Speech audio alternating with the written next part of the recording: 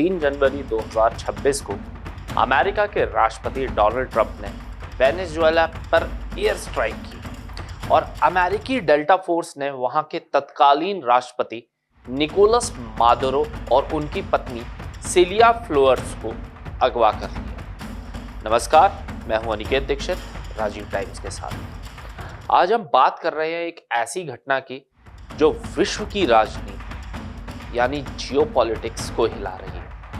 यह घटना भारत के लिए थोड़ी चिंताजनक है, क्योंकि जहां एक तरफ हमारा दुश्मन देश चीन वेनेजुएला के साथ गहरे आर्थिक संबंध रखता है, जैसे तेल आयात और निवेश, वहीं भारत की ऊर्जा सुरक्षा और वैश्विक कूटनीति पर इसका असर पड़ सकता है।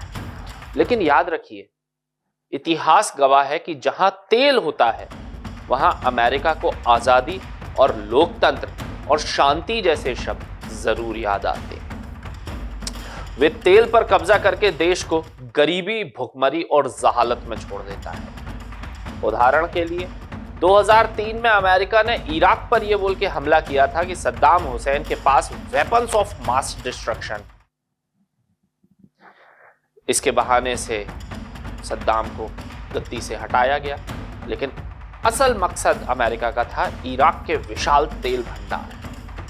मीडिया रिसर्च से पता चलता है कि हमले के बाद अमेरिकी कंपनियां जैसे हैलिबर्टन ने इराक के तेल पर कब्जा जमाया और देश आज भी अस्थिरता में घूम रहा है। यही पैटर्न अब वेनेजुएला में दोहराया गया है।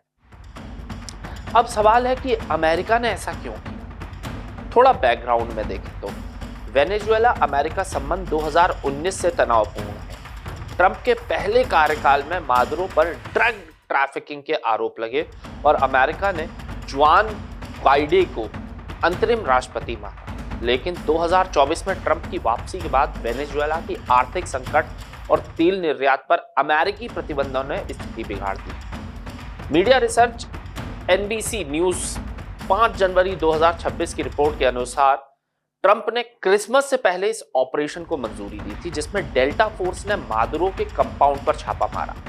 आधिकारिक वजह लोकतंत्र की बहाली और ड्रग रोकना, लेकिन असलियत है तेल की चाहत।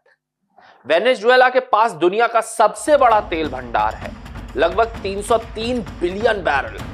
हमले के बाद ट्रंप ने कहा कि अमेरिका वेनेजुएला को चलाएगा जब तक सुरक्षित संक्रमण नहीं होता। इसका मतलब अमेरिकी कंपनियां जैसे एक्स नोबोमिल तेल पर कब्जा करेंगी। PBS और air and space forces magazine 2026 की रिपोर्ट से पता चलता है कि एयर स्ट्राइक में US एयर पावर ने स्पेशल ऑप्स को सपोर्ट किया और अब तेल का मिल्क अमेरिका को मिल जाएगा। क्या इससे बाकी देशों को अपने प्रतिद्वंदियों पर हमला करने का हक मिल गया है? इस पर भी एक नजर डालते हैं। अंतर्राष्ट्रीय कानून के मुताबिक नहीं, लेकिन यह खतरनाक मिसाल बन गया है। उदाहरण के लिए, अगर चीन ताइवान पर हमला करता है या रूस यूक्रेन में और आगे बढ़ता है, तो वो इसको वेनेजुएला के एग्जाम्पल से जस्टिफाई कर सकते हैं। जब देश में कहीं पर, पूरी दुनिया में कहीं पर भी हमले होते थे तो अमेरिका सबसे पहले शांति बहाल करने आता था। अब अमेरिका ने हमलावर रुख अपनाया है तो हम तो फिर भैया है ही क्या। लेकिन यह स्थिति भारत के लिए चिंता की बात है, क्योंकि चीन वेनेजुएला से तेल आयात करता है। रॉयटर्स 2025 का डेटा बताता है कि चीन का 15% तेल वेनेजुएला से आता है। अगर अमेरिका तेल कंट्रोल करता है तो चीन की अर्थव्यवस्था कमजोर होगी, जो भारत के लिए फायदेमंद तो हो सकता है। हमारी GDP ग्रोथ 8% है, जबकि चीन की 4%। वर्ल्ड बैंक के अनुमान के हिसाब से 2026, लेकिन वैश्विक अस्थिरता से भारत की ऊर्जा कीमतें बढ़ सकती हैं। दर्शकों, यह अमेरिका का लालची चेहरा जो तेल के लिए लोकतंत्र की आड़ लेता है, इराक हो या वेनेजुएला, पैटर्न एक ही रहता है: हमला, कब्जा और देश को बर्बाद और तबाह छोड़ देना। पब्लिक को यह देखना चाहिए कि जहां तेल है वहां अमेरिका आजादी का नारा लगाता है, लेकिन असल में गरीबी फैलाता है। भारत के पर्सपेक्टिव से हमें यह मजबूत बनाता है।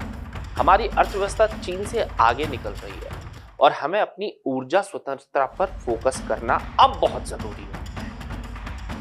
क्या ये नई विश्व व्यवस्था की शुरुआत है? हमें थोड़ा सतर्क रहने की अब जरूरत है। राजीव टाइम्स के साथ मुझे दीजिए इजाजत। आपसे मिलूंगा एक नई रिपोर्ट में। तब तक के लिए धन्यवाद।